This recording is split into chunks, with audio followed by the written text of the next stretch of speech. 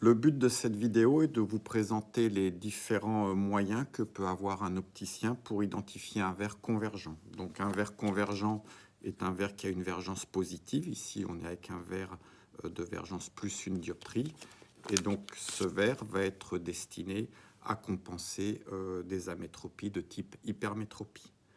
Effectivement, l'œil hypermétrope est pas assez convergent pour sa longueur, il y a un manque de convergence. Donc si je veux rétablir une bonne harmonie entre la convergence de l'œil et sa longueur, je suis obligé de rajouter un système convergent devant ses yeux. Le premier élément qui peut permettre d'identifier un verre convergent, c'est finalement la géométrie de mon verre. Si en palpant le verre, en touchant le verre, je me rends compte que le verre s'épaissit du bord vers le centre, c'est-à-dire que finalement, si l'épaisseur maximale de mon verre est au centre, c'est un verre convergent.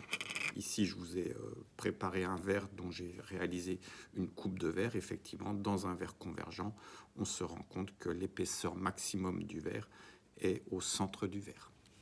Caractériser donc un verre convergent, c'est ce qu'on appelle son effet grossissant. Effectivement, quand je regarde un objet, si je place un verre convergent devant cet objet, la dimension de l'objet me paraît être plus grosse. Un verre convergent possède ce qu'on appelle un effet grossissant.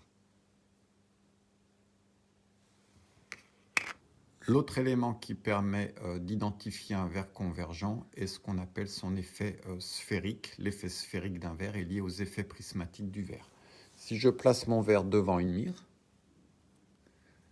voilà, et que je déplace mon verre, par exemple ici je vais le déplacer vers le bas, ma mire va se déplacer vers le haut.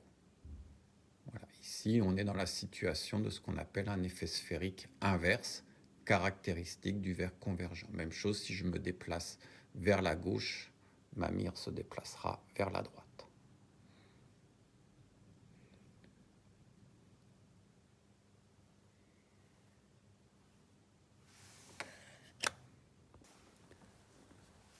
L'effet sphérique peut permettre également de déterminer la position du centre optique de mon verre. À partir du moment où j'obtiens un parfait alignement entre mon objet et son image à travers le verre, eh bien, le point de croisement ici de mon horizontal et de ma verticale m'identifie la position du centre optique du verre.